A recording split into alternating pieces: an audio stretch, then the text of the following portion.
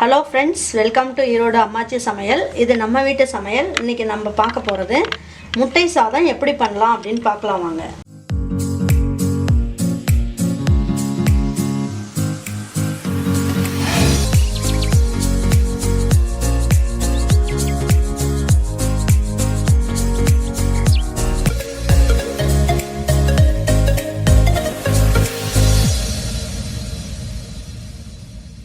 முட்டை சாதத்துக்கு தேவையான எண்ணெய் ஊற்றிக்கலாம். நம்ம நல்லெண்ணெய் ஊற்றிருக்கேன். நான் கொஞ்சமாக ஜீரகம் மட்டும் போட்டுக்குவோம். நம்ம பச்சை மிளகா பெரிய மிளகாயாக இருந்தது ஒன்று போட்டுட்டேன். பெரிய வெங்காயமாக ஒரு வெங்காயம் இருந்ததுங்க, அதை எடுத்து கட் பண்ணி வச்சுருக்கேன், அதையும் போட்டுடலாம். நம்ம ஒரு ஸ்பூன் அளவுக்கு இஞ்சி பூண்டு பேஸ்ட் போட்டுக்கலாம். ஏன்னா நமக்கு ஸ்கூலுக்கு லஞ்ச் பாக்ஸ்க்கெல்லாம் கட்டி கொடுக்கும் போது அதை ஓப்பன் பண்ணோம்னா ஒரு மாதிரி ஸ்மெல் வர மாதிரி இருக்குங்க. அதனால் நம்ம கொஞ்சம் இஞ்சி பூண்டு பேஸ்ட் போட்டால் டேஸ்ட் ரொம்ப நல்லாயிருக்கும். இதுக்கு தேவையான அளவு உப்பு போட்டுக்கலாம். பாருங்கள், பாஸ்மதி ரைஸை 10 நிமிஷம் நல்லா ஊற வச்சுட்டு 1/4 கிலோ அளவுக்கு இருக்கும் ஒரு டம்ளரு. அந்த அளவுக்கு எடுத்து நான் என்ன பண்ணேங்க, 1.25 டம்ளர் நம்ம தண்ணி ஊற்றி வேக வச்சிட்டேன். ஒரே விசில் தான் வச்சுட்டு ஒரு 2 நிமிஷம் ஸ்லோவாக வச்சேன். நல்லா பொலன்னு நல்லா வந்திருக்குங்க. நம்ம இந்த ரைஸ் எந்த அரிசியில் வேணாலும் செய்யலாம். புழுங்கரிசி, பச்சரிசி எது இருந்தாலும் பண்ணலாங்க. இதில் செஞ்சோம்னா கொஞ்சம் நீளமாக ரொம்ப நல்லா வரும். அதுக்காக நான் இதில் செஞ்சுருக்கேன். பாருங்கள், இதுலேயே கரம் மசால் ஒரு 1/4 ஸ்பூனுக்கு கம்மியாக போடுங்க. பெப்பர் பொடியும் ஒரு 1/4 ஸ்பூனுக்கு கம்மியாக போட்டுக்கலாம்.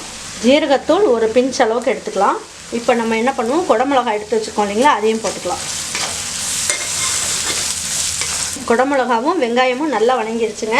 இப்போ நான் என்ன பண்ணியிருக்கேன், பெரிய தக்காளியாக ஒரு தக்காளி எடுத்து வச்சுருக்கேன், அதை போட்டுக்கலாம். நல்லா பொடியாக கட் பண்ணியிருக்கேன், போட்டுக்கலாம். மஞ்சள் தூள் ஒரு 1/4 ஸ்பூனோட கம்மியாக போடுவோம். வெறும் மிளகாய்த்தூள் ஒரு ஸ்பூன் அளவுக்கு போட்டுக்கலாம். இதிலே கொஞ்சமாக கொத்தமல்லி இலை போட்டுக்கலாம். நான் 1/4 கிலோ அரிசிக்கு நான் 7 முட்டை எடுத்திருக்கேன். இதிலே கொஞ்சமாக பெப்பர் தூள் கொஞ்சம் போட்டுக்கலாம். இந்த முட்டைக்கு தேவையான உப்பும் போட்டுக்கலாங்க. இந்த முட்டை கவுச்சி ஸ்மெல் வராமல் இருக்கிறதுக்கு இதில் கொஞ்சம் மஞ்சள் தூள் போட்டுக்கலாம். இப்போது இதெல்லாம் ஒன்றா சேர்த்து நல்லா கலக்கி விட்டுருவோம். இப்போ நம்ம என்ன பண்ணுவோம், இந்த முட்டையை இதில் ஊற்றிடலாம். லேசாக கொஞ்சமாக மட்டும் கிளறி விட்டுட்டு கொஞ்சம் ஸ்டவ்வை ஸ்லோ பண்ணிடலாம். நீங்கள் ரொம்ப கலக்கினீங்கன்னா முட்டை ரொம்ப பொடியாக ஆயிரும். உங்களுக்கு அந்த அளவுக்கு பெருசாக வராது. அதனால் லேசாக கலக்கி விட்டுருங்க. லேசாக இப்படி திருப்பி விட்டோம்னா கொஞ்சம் முட்டை நல்லா வெந்துடும்.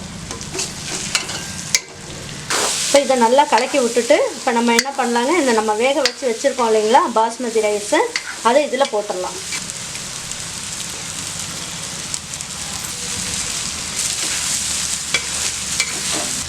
நல்லா உதுத்து விட்ட மாதிரி போட்டிங்கன்னா உங்களுக்கு எல்லா பக்கமும் நல்லா உரைச்சிக்கும். நம்ம அந்த சாதத்துக்கு கொஞ்சம் உப்பு போட்டு தான் வேக வச்சுருக்கோம்.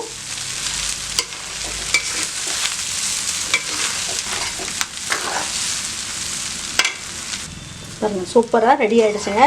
பாருங்கள், சூப்பரான முட்டை சாதம் ரெடி ஆகிடுச்சு. இது நம்ம பசங்களுக்கு லஞ்ச் பாக்ஸுக்கும் கொடுத்து அனுப்பலாம். வீட்டில் இருக்கவங்களும் நல்லா சாப்பிட்லாங்க. ஒரு ஈவினிங்கில் பசங்க வந்த உடனே ஒன்றும் இல்லையே சாப்பிட்றதுக்கு அப்படின்னு நினைக்காம ஒரு 4 முட்டையை உடச்சி போட்டு நம்ம சாதம் இருந்ததுன்னா இந்த மாதிரி நம்ம முட்டை சாதம் செஞ்சு கொடுத்தோம்னா அருமையாக சாப்பிட்டுக்காங்க. நம்மக்கிட்ட வேறு எதுவுமே நம்மகிட்ட கேட்க மாட்டாங்க. அந்த அளவுக்கு ரொம்ப டேஸ்ட்டாக இருக்கும். அதே மாதிரி நான் சொன்ன மாதிரி நீங்கள் செஞ்சிங்கன்னா உங்களுக்கும் வீட்டில் அருமையான முட்டை சாதம் ரெடி ஆயிருங்க. இதை சாப்பிட்டு பார்த்துட்டு பிடிச்சதுன்னா லைக் பண்ணுங்கள், ஷேர் பண்ணுங்கள், சப்ஸ்கிரைப் பண்ணுங்கள், மறந்துடாமல் கமெண்ட்ஸ் பண்ணுங்கள். தேங்க்யூ ஃபார் வாட்சிங் ஈரோடு அம்மாச்சி சமையல். தேங்க்யூ.